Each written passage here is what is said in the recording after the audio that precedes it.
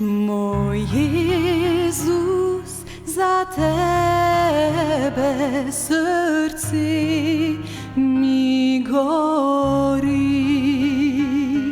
da tebi bo zvesto, zato se bori. Vse, kar mi velivaš, naredil bom zdaj. Če kdaj sem te ljubil, te ljubim sedaj.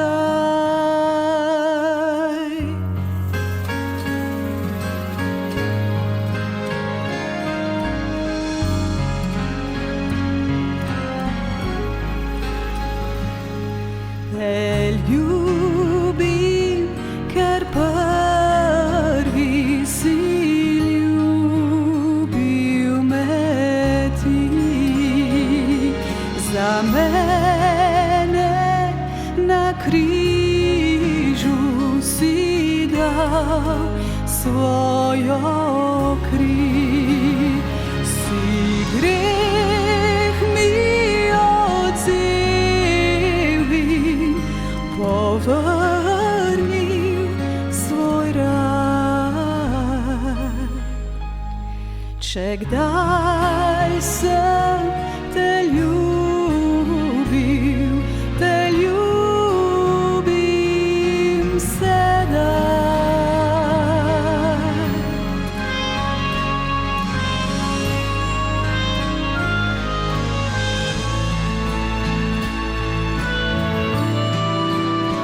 O Jezus, le zate živeti želim, ljubiti do smrti, potem hrepenim. Vse svetne zlasti so zgubile sijaj. Če kdaj sem te ljubil, ljubim te sedaj.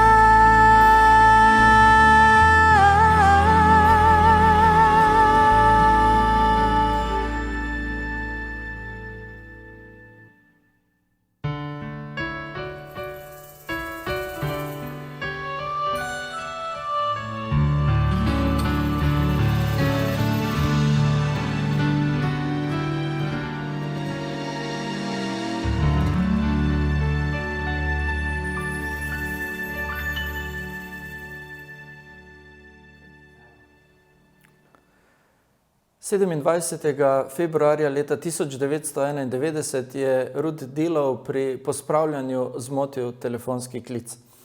Na drugi strani je bil nekdo iz ameriškega obrambnega ministrstva, ki je sporočil slabo novico.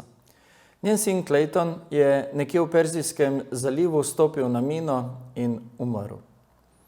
Spoznanje, da se njen sin nikoli več ne bo vrnil domov, je bilo zanjo, kot sama pripoveduje, grozljiva izkušnja.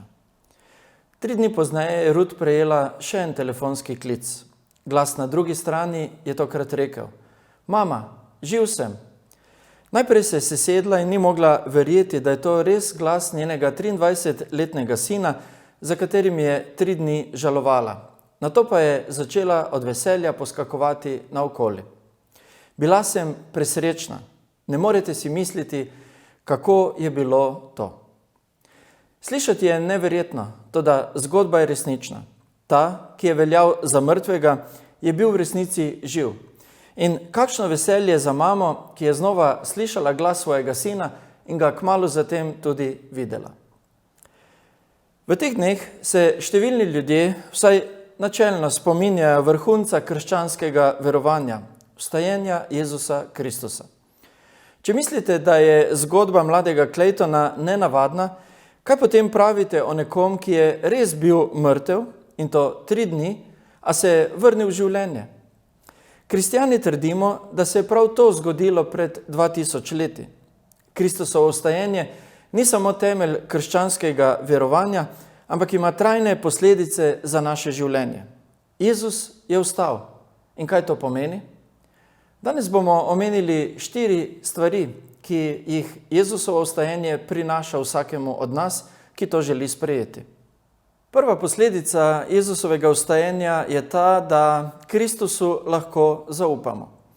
V času svojega življenja je Jezus izjavil nekoliko osupljivih stvari.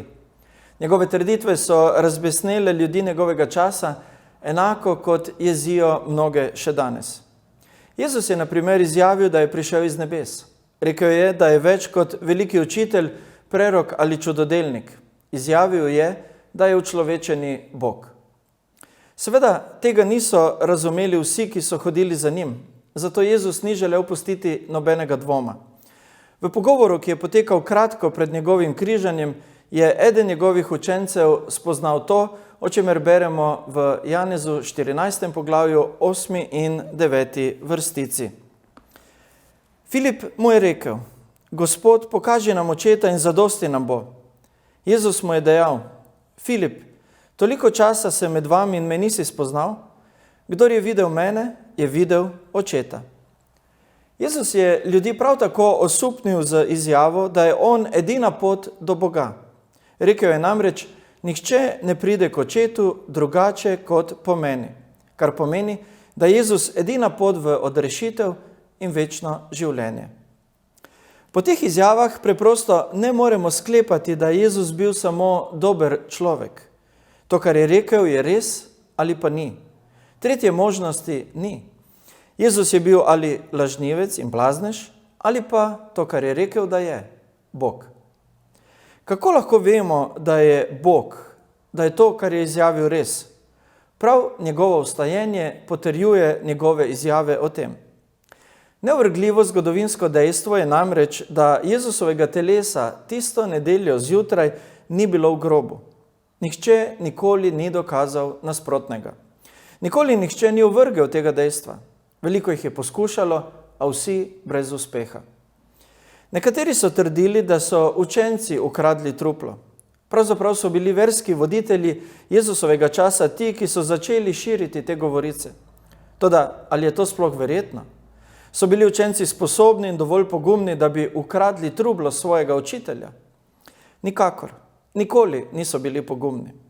Ob Jezusovem križanju beremo, da je bil navzoč samo eden od njih. Ostali so se razbežali.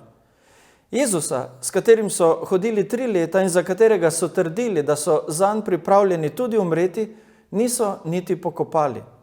In ko so začela krožiti poročila o njegovem vstajenju, v Janezu 20. poglavju, 19. vrstici, beremo, da so bili zbrani za zaklenjenimi vrati, ker so se bali judovskih oblasti. Toda nekaj je te prestrašene in dvomljive može spremenilo v neustrašne priče vstalega Kristusa. Izročilo pravi, da so vsi Jezusovi učenci, razen enega, umrli mučeniške smrti. Vsak od njih je lahko izbral: odpovej se Kristusu ali umri. In vsi so izbrali smrt. Videli so namreč vstalega Jezusa in to je zavedno spremenilo njihovo življenje.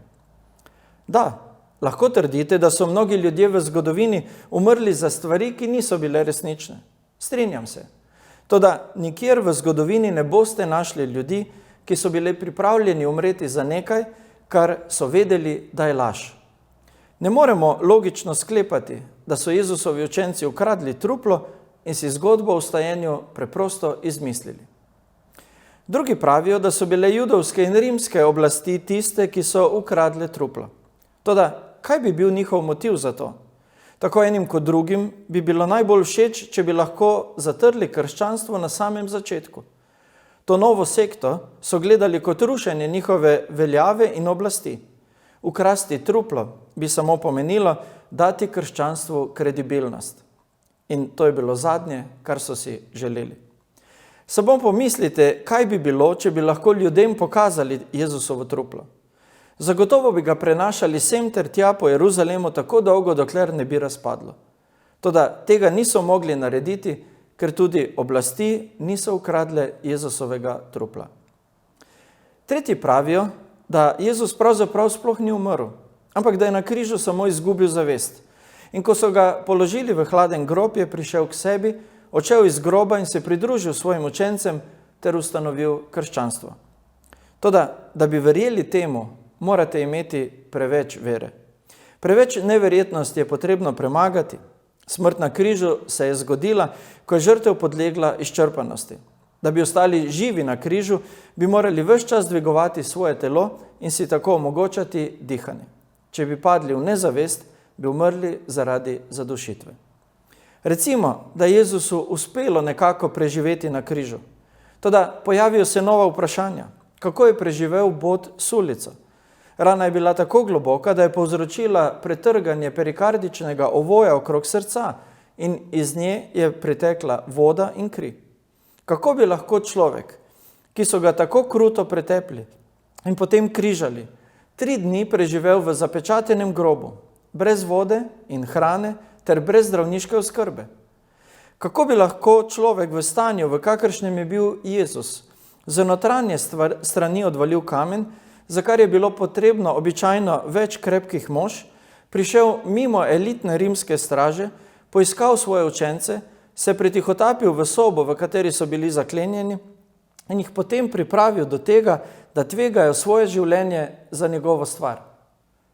Če bi ta scenarij bil resničen, potem bi že sam Jezusov videz v učencih namesto poguma zbudil slabost. Ta teorija o medlevici ne more biti resnična. Jezus je resnično umrl. In tako nam ostane samo še ena možnost. Jezus je res vstal od mrtvih. Vstajenje je resnično in vsi dokazi močno pričajo v prid temu. Ne samo, da je bil grob prazen, ampak se Jezus po vstajenju vsaj 10-krat prikazal v telesu in to velikemu številu ljudi v različnih okoliščinah. In od takrat naprej milijoni verjamemo besedam prič, ki so ga videli. Da, Jezusu lahko zaupamo in prav tako lahko njegovim izjavam, saj se lahko popolnoma zanesemo na resničnost njegovega vstajenja.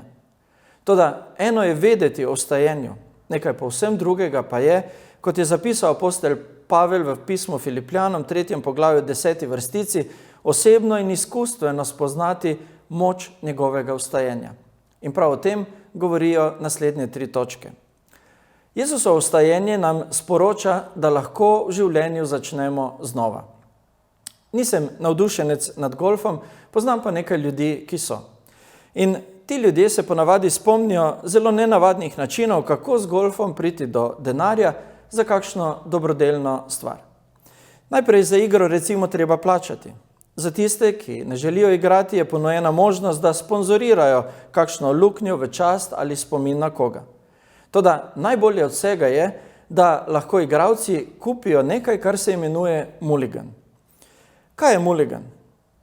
Če ste slabo udarili pri golfu, potem so vam vaši soigralci lahko ponudili mulligan. To je priložnost, da udarite še enkrat in da ta udarec ne šteje proti vam. Je druga priložnost za dober rezultat. Nihče ne ve zanj, razen vas in vaših soigralcev. No, morda razen tistih, ki jih je vaša žogica zadela zaradi slabega udarca. Vsi potrebujemo takšen drugi udarec, nov začetek v življenju, drugo priložnost. Jezusovo vstajenje nam to omogoča. V pismu Rimljanom, 6. poglavju, 4. vrstici beremo: Kakor je Kristus v moči očetovega veličastva vstal od mrtvih, lahko tudi mi živimo novo življenje. Bog nam obljublja nov začetek, popolnoma novo življenje, in to preprosto tako, da zaupamo v Jezusa in njegovo vstajenje. Jezusovo vstajenje nam tudi daje moč, da živimo tako, kot je prav. Rad imam knjige. Če le kakšna priložnost, se ustavim v kateri od knjigarn in jih nekoliko na hitro prelistam. Vedno znova pa ugotavljam, da je oddelek, kjer imajo knjige na temo samopomoči, eden največjih in najbolje založenih v marsikateri knjigarni. Zdi se, da imamo vsi željo živeti bolje. V takšnih oddelkih lahko najdete knjige, ki vam bodo pomagale najti službo, shujšati ali oblikovati boljše odnose. Vsaka vam obljublja, da se boste naučili biti oseba, o kateri lahko danes samo sanjate. Samo ena težava je. Nobena od teh knjig vam ne ponudi moči za te spremembe. In brez te moči so vsi na sveti enako koristni, kakor avto brez goriva. Toda vstajenje je drugačno. Vstajenje nam daje moč, da živimo prav, tako, kakor je Bog načrtoval, da bi živeli in tako, kot si globoko v sebi želimo tudi sami. Sveto pismo namreč pravi, da Božji duh, ki je obudil Jezusa iz mrtvih, želi prebivati v nas. Čeprav bo to morda slišati zelo ozko, naj vendar povem, ta obljuba velja samo za vernike. Za tiste, ki primejo Boga za besedo in verujejo v Jezusovo vstajenje, ti sprejemajo moč Svetega Duha v svoje življenje. Če Božji duh lahko premaga smrt, potem ni nobene navade ali razvade, nobenega greha, nobene miselnosti, ki bi se lahko uprla tej moči. Če želite živeti tako, kot je prav, vam Jezusovo vstajenje in vera vanj to tudi omogočata. In zadnja stvar, ki jo bomo danes omenili, katero nam daje Jezusovo vstajenje, je ta, da imamo upanje za prihodnost. Kaj se zgodi, ko umremo? Ali samo ugasnemo kot plamen na sveči, ki se nikoli več in nikjer več ne pojavi? Mogoče so naša življenja takšna, kot je opisal Søren Kierkegaard. Rekel je, da smo kakor gladki kamni. Spomnimo se kamnov, ki smo jih kdaj pobrali na obrežju reke ali morski obali in metali v vodo. Odskočijo enkrat, dvakrat, trikrat, potem pa se potopijo na dno in se nikoli več ne dvignejo. Se to zgodi tudi z nami? Sveto pismo pravi, da nič ne bi moglo biti dlje od resnice. Ker je Jezus vstal od mrtvih, bodo lahko ti, ki verujejo vanj, večno živeli. Jezus je rekel: Jaz sem vstajenje in življenje. Kdor vame veruje, bo živel tudi, če umre. In vsakdo, ki živi in vame veruje, vekomaj ne bo umrl. Zveni nenavadno, a je resnično. Jezus je vstal. In kaj to pomeni? To pomeni, da lahko zaradi tega zgodovinskega dogodka zaupamo Jezusu in njegovim besedam. Da lahko začnemo znova in dobimo moč, da živimo, kot je prav, ter da imamo prihodnost, ki sega dlje od smrti. Jezusovo vstajenje je, kot je zapisal apostol Peter, živo upanje, ki spreminja tako našo sedanjost, kot tudi prihodnost. Lahko se razumsko strinjate z vsem, o čemer smo govorili danes. Toda, če osebno ne doživite Jezusa, je vse brez pomena.